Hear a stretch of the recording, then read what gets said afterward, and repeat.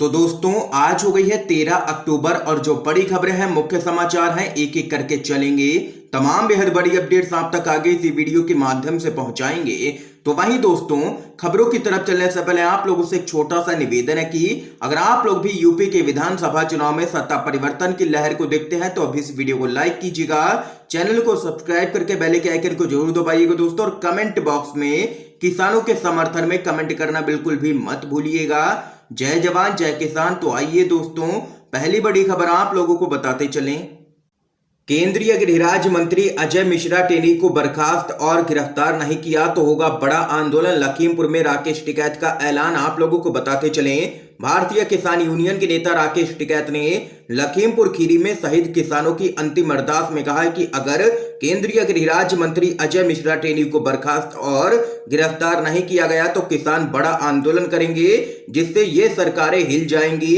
उन्होंने कहा है कि मंत्री और उनके बेटे को आगरा में अलग अलग बैरक में रखा जाना चाहिए, लखीमपुर जेल में नहीं, क्योंकि वे हत्या के दोषी हैं। मंत्री को इस्तीफा देना चाहिए और उन्हें गिरफ्तार किया जाना चाहिए। और वहीं मीडिया से बात करते हुए राकेश टिकैत ने कहा है कि मंत्री के बेटे की गिरफ्तारी रेड कारपेट वाली है और रिमांड गुलदस्तों वाला है।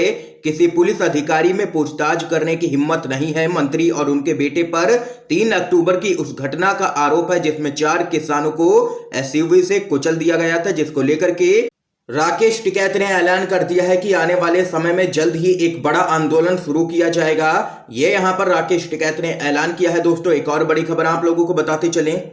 यूपी से खबर है दोस्तों, अखिलेश यादव ने विजय यात्रा से किया है चुनावी शंखनाद। बोले बीजेपी को नहीं हटाया तो किसानों की तरह संविधान भी कुचला जाएगा। आप लोगों को बताते चलें, समाजवादी पार्टी के राष्ट्रीय अध्यक्ष अखिलेश यादव ने विधानसभा चुनाव 2022 के लिए चुनावी बिगुल कानपुर से फूंक दिया है। आप लोगों को बताते चलें, इस मौके पर सपा के मुखिया अखिलेश यादव ने कहा है कि जनता में बीजेपी के लिए बहुत ही आक्रोश है।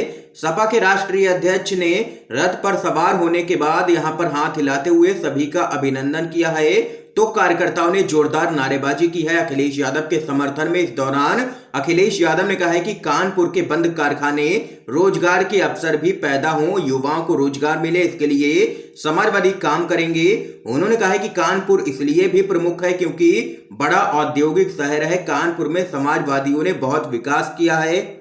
और वहीं अखिलेश यादव ने योगी सरकार पर हमला बोलते हुए आगे कहा है कि जिस तरीके से कानून को कुचला है, किसानों को कुचला है, संविधान की धज्जियां उड़ाई हैं, उसके खिलाफ जनता में भाजपा के लिए बहुत ही आक्रोश है। सपा मुखिया ने आगे कहा है कि भाजपा को हटाने के लिए यह रथ चल रही है। सरकार में सबसे ज्यादा महंगाई है। ये यहाँ पर दोस्तों कई मुद्दों पर अखिलेश यादव ने प्रदेश की बीजेपी सरकार को घेरा है। एक और बड़ी खबर आप लोगों को बताते चलें, संयुक्त किसान मोर्चा ने राष्ट्रपति रामनाथ कोविंद को लिखा है पत्र। कहा किसानों की बर्बर हत्या पर तुरंत कार्रवाई की जाए। आप लोगों को बताते चलें, संयुक्त किसान मोर्चा ने राष्ट्रपति रामनाथ कोविंद को पत्र लिखकर के लखीमपुर खीरी में किसानों की बर्बर हत्या पर कार्रवाई की मांग की है। मोर्चा ने कहा है कि 3 अक्टूबर को लखीमपुर खीरी में किसानों को रौंद करके दिन दहाड़े उनकी बर्बर हत्या करने की घटना से पूरा देश यहां पर क्षुब्ध है।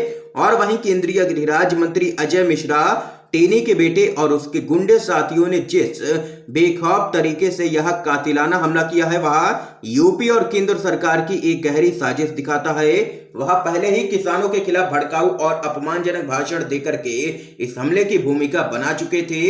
यह संयोग नहीं है कि उसी दिन हरियाणा के मुख्यमंत्री मनोहर लाल खट्टर सार्वजनिक तौर पर अपनी पार्टी के कार्यकर्ताओं को किसानों के खिलाफ लठ उठाने और हिंसा करने के लिए उकसा रहे थे। किसानों ने कहा है कि इस घटना से यह साफ हो जाता है कि संवैधानिक पदों पर बैठे यह व्यक्ति अपने पद का उपयोग शांतिपूर्ण आंदोलन कर रहे अन्नदाता के विरुद्ध सुनियोजित हिंसा के लिए कर रहे हैं। यह कानून, संविधान और देश के प्रति अपराध है। इसलिए संयुक्त किसान मोर्चा के फैसले के मुताबिक हम आपसे मांग करते हैं कि केंद्रीय गृह राज्य मंत्री अजय मिश्रा टेनी को तुरंत अपने पद से यहां पर बर्खास्त किया जाए और उनके विरुद्ध हिंसा उकसाने और सांप्रदायिक विद्वेष फैलाने का मुकदमा दायर किया जाए। ये यहां पर संयुक्त किसान मोर्चा ने पत्र लेकर के राष्ट्रपति रामनाथ कोविंद से मांग की है। दोस्तों एक और बड़ी खबर आ रही है सामने, कांग्रेसियों ने सोशल मीडिया पर शेयर किया है वरुण गांधी के स्वागत का पोस्टर। आप लोगों को बताते चलें क्या कुछ है पूरा मामला।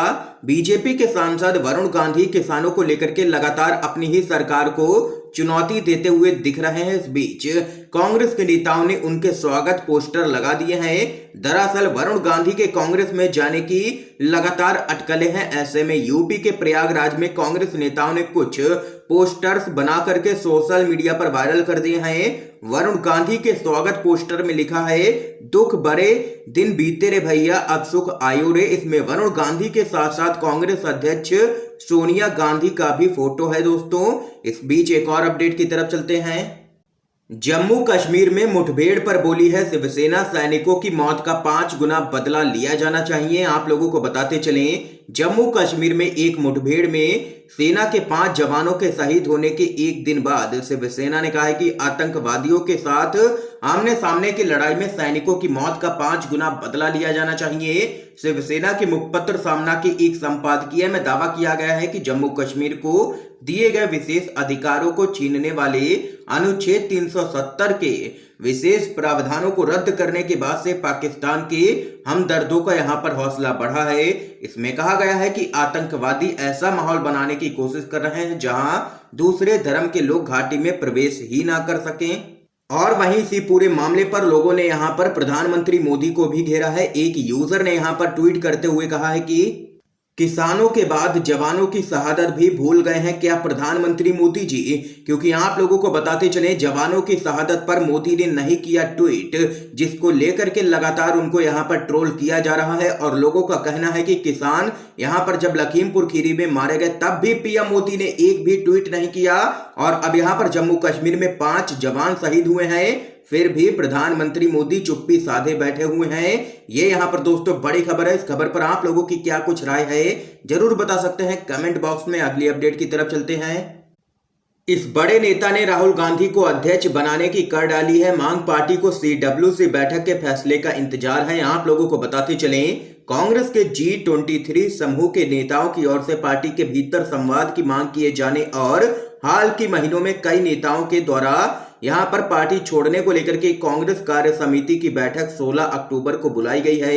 इसमें संगठनात्मक चुनावों, आगामी विधानसभा चुनावों और मौजूदा राजनीतिक हालात पर चर्चा की जाएगी। इस बैठक से पहले कांग्रेस के नेता DK शिवकुमार और वरिष्ठ नेता पूर्व मुख्यमंत्री सिद्धारमैया ने राहुल गांधी को पार्टी का अध्यक्ष बनाए जाने की वकालत की है।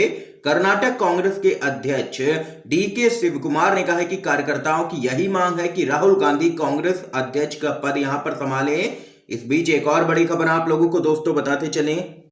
महाराष्ट्र के मंत्री नवाब मलिक बोले, मोदी सरकार की गलत नीतियों के कारण देश में कोयले का संकट उत्पन्न हुआ है। आप लोगों को बताते चलें, देश में कोयले की कमी की खबरों के बीच राष्ट्रवादी कांग्रेस पार्टी के प्रवक्ता और महाराष्ट्र सरकार के मंत्री नवाब मलिक ने मोदी सरकार पर निशाना साधा है। उन्होंने कहा है कि मोदी सरकार की गलत नीतियों के कारण देश में कोयले का संकट उत्पन्न हो गया है। उन्होंने आगे कहा है कि कई राज्यों में बिजली का संकट है, कटौती की जा रही है। जिस देश में सरप्लस बिजली बनाने की क्षमता है, आज कोयला ना होने से संकट पैदा हुआ है। इसकी पूरी जिम्मेदारी मोदी सरकार की है। ये यहाँ पर महाराष्ट्र के मंत्री नवाब मलिक ने केंद्र सरकार को दोस्तों घेरा है। एक और बड़ी खबर आप लोगों को बताते चलें, भारत की जमीन पर बार बार घुस रहा है चीन, लेकिन देश की बजाय अपनी छवि को चमकाने में लगे हैं मिस्टर क्लीन। आप लोगों को बताते चलें, LAC पर भारत और चीन के बीच तनाव लगातार बरकरार है और वहीं चीन को लेकर के मोदी सरकार के रवैये पर भी सवाल उठ रहे हैं। कांग्रेस इस मुद्दे पर मोदी सरकार पर हमलावर है। कांग्रेस ने चीन मसले पर केंद्र की मोदी सरकार पर गंभीर आरोप लगाए हैं। पार्टी ने कहा है कि मोदी सरकार चीन को लगातार खुली छूट देती चली जा रही है, उसे देश की बजाय अपनी छवि की चिंता है, इसलिए क्लीन चिट भी दी जा रही है। और वहीं कांग्रेस के नेता पवन खेड़ा ने मोदी सरकार पर आरोप लगाया है कि 2021 के बाद से जब से यहां पर घटना हुई है उसके बाद भारत चीन के बीच व्यापार 60% बढ़ गया है। ये यहां पर कांग्रेस पार्टी ने केंद्र की मोदी सरकार को दोस्तों घेरा है। इस समय की आज की सभी बड़ी खबरें थी जो हमने आप लोगों तक पहुंचाई हैं दोस्तों U&VDV के माध्यम से। अगर आप लोगों को ये वीडियो पसंद आया हो तो इस वीडियो को लाइक कीजिएगा, ज्यादा से ज्यादा इस वीडियो को शेयर कीजिएगा ताकि आप सभी के दोस्त भी इन खबरों को जान सकें। वीडियो देखने के लिए आप सभी दोस्तों का बहुत बहुत धन्यवाद। जय हिंद, जय भारत।